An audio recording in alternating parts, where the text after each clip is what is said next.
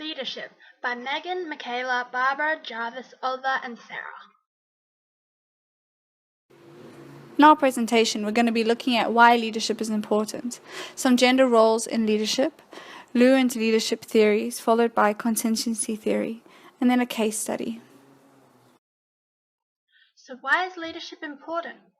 Fundamentally, leadership is about people. In the workplace, having an understanding of different types of leadership will help you better understand your coworkers, develop better relationships, and ultimately be more successful. Many workplaces have a hierarchical structure, so throughout your career you are likely to experience some form of leadership, either from being led or leading others. Today we will focus on situational leadership theory, which includes Lewin's leadership styles, contingency theory, and path goal theory. So situational theory states that a leader should be able to adapt their behavior according to the situation or environment to best motivate their employees to achieve a goal. You can conclude from this that perhaps there aren't any particular traits that make a leader, but perhaps it's just an individual's ability to understand a situation and be able to adapt their behavior. So this brings us on to an issue of gender within leadership positions.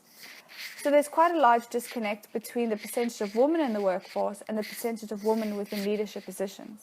In the US, there's about 47% of women in the work population, but only about 14% of women are in the top management positions.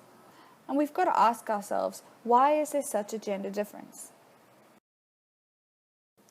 So diving a little bit deeper into these gender role issues, most leaders are judged by their group's performance. Katz and Kahn identify that there are three main categories of leadership behavior that contribute to the group's performance. There's task direction, which is often very assertive and has a take-charge nature. This is associated with males. There's boundary-spanning behaviors, and then there's psychological supportiveness. And these supportive behaviors are often associated with females. So looking at this, we can see that both males and females have the ability and the capacity to perform all the necessary behaviors in order to achieve a good and effective leadership. But why is it that there is still such a big difference between the gender roles within the leadership positions? So when women do come into these leadership roles and they do engage within these more assertive behaviors aligned with leadership, they're quite often met with very negative social reaction. And this is because that behavior is going against all of the social norms that we expect from female behavior. Empirical evidence has suggested, however, that women and men don't differ when it comes to the leadership effectiveness. So in conclusion, this research suggests that while it's harder for women to acquire a leadership role because of their communal attributes, which can be seen as non-leadership-like, once they actually become leaders, those qualities make them more effective leaders. Lewin and his team are credited as being the first to make a distinction between leadership styles in 1939. His theory was based around decision-making, a key part of leadership. Although his groupings of the leadership styles are criticized for being general, they are useful in demonstrating the high-level approach of leaders and their effects on a group. The authoritarian style is where the leader makes all the rules and choices independently. Group members are told what to do and when to do it, leaving little room for them to make decisions. There is a clear distinction here between the authority and the subordinates. This style is effective when large groups of people need to be coordinated. In most instances, however, authoritarian leadership leads to high group member dissatisfaction and lower team effectiveness. Democratic leadership, on the other hand, is characterized by collaborative leader and group member participation. The leader provides guidance and choices, but encourages group input to come to a final decision. This style was found to promote more camaraderie and goodwill amongst the group, but could be problematic when there are many opinions and no clear way of reaching an equitable decision. The laissez-faire style is essentially where there are no rules and the leader has very limited input. The group has freedom to make their own choices, but can ask for information from the leader. This style usually leads to unproductive and unsatisfied groups because work is not consistent between members and there's often a lack of motivation. Yet, this style has been found effective in environments with highly trained and capable members who are self-motivated to get the job done. Lewin's theory is great for understanding the high-level differences between leadership styles, but has been criticized for being too general to demonstrate reality. Although his theory has been developed further throughout the years, his initial experiments were done on children who may not have the same thinking as adults in the workplace. It has been noted that an individual's behavior can influence the outcome within different situations. Contingency theory emerges from this situational approach and theorizes that leadership is influenced by an individual's ability in conjunction with the situation. There are 5 paths to the contingency theory. The first path I would like to look at is Fiedler's contingency theory. Fiedler developed the least preferred co-worker scale. This scale determines whether a leader is task-orientated or relationship-orientated. Neither orientation is unfavorable. However, in particular situations, one orientation may be preferred in comparison to the other. This theory is not widely supported. Johnson and Ryan suggest that this may be due to the fact that the model does not work when applied to laboratory groups. The second path, or theory I'd like to look at, is the path-goal theory of leadership, which stipulates that the leadership style is to motivate employees to complete a goal. There have been many studies testing this theory with very mixed support. Some studies provide quite strong evidence for this theory. However, many studies have disputed this theory. House makes a valid point that in order to test a theory like this, laboratory tests and procedures may not be effective. We need to look at more real-life situations. In our first case study, we will be interviewing Mikayla Goldschmidt, founder and CEO of Insurance Line. So tell me, what style of leadership do you think works best? The leadership style that is used is often dependent on the issue or problem that the company faces at a specific time. All leadership styles, including the ones you've discussed above, are relevant, and I don't agree with some of the assumptions that some leadership styles are better than others. The leadership style that is most effective is generally the one that suits the leader and gives them the most confidence. What is the primary job of a leader? In my opinion, a leader has 2 primary responsibilities.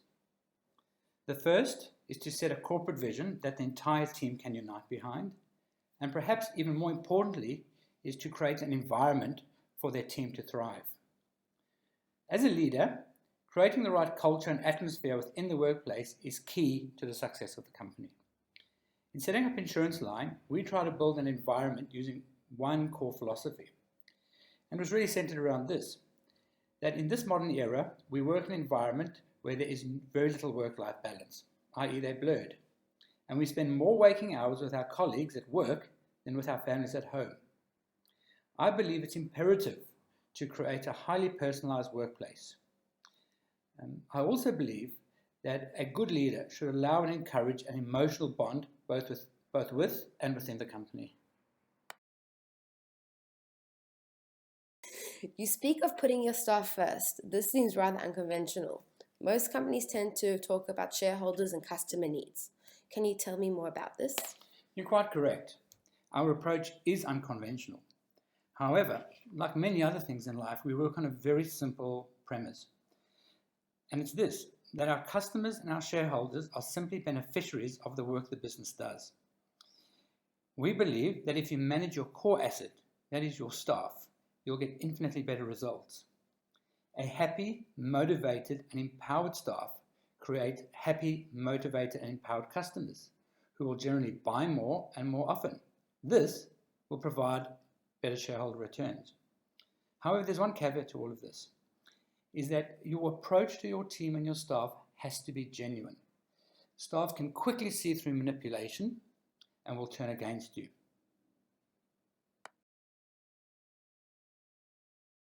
I am not sure I understand how culture plays such a big role in leadership, especially when relating to your boss works for you concept.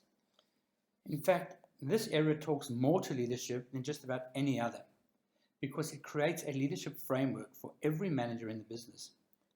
It defines their approach, putting the responsibility for the team to achieve their goals onto the manager.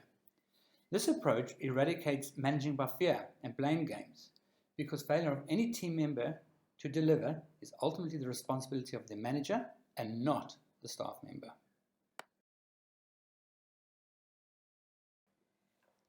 Values are an important part of your company. Why, as a leader, do you place so much emphasis on them? Well, if you think about it, values define us as individuals. They're really what differentiate us. They become our guiding principles or our own internal moral compasses. And it does exactly the same thing for businesses. The values that we created are the skeleton of our organization. And everything the company does, literally everything the company does, are derived from those values. And not only do they create a framework for how we interact and behave and operate internally, but they also create a framework of and define our role in a broader community. But the values go one step further, because they have to be lived every single day. And compromising your values means compromising who you are. Therefore, in our business, if values compromise profit, we'll drop profit. If values compromise growth, we'll drop growth. So how does this impact your leadership style? Well, if you think about it, we live in a very, very dynamic world, and we work in environments with highly skilled and highly effective competitors, which means that if we're going to be successful, we have to be able to react quickly and preempt the market. This can only be achieved through a situational leadership style, i.e., it requires a confident workforce who trust their ability, and that's what these values create. So we decided to use a real-life, everyday case study. We wanted to take Mr. Goldschmidt's advice and his experiences and apply it to what we've learned about leadership. As Mr. Goldschmidt specifically said, you end up spending more time at work than you do at home. We therefore need to make the workplace a happy, comfortable and supportive place. This brings us back to Katz and Kahn's psychological supportiveness. Taking it back to that issue where females just don't seem to be placed in those leadership roles.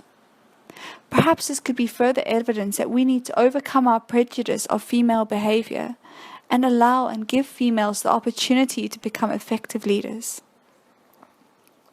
Supporting our situational theory, Mr. Goldschmidt mentions that the companies face a variety of issues as he's experienced. An effective leader needs to be dynamic in order to overcome these issues. Furthermore, we live in a very fast-paced world and leaders need to be able to act quickly.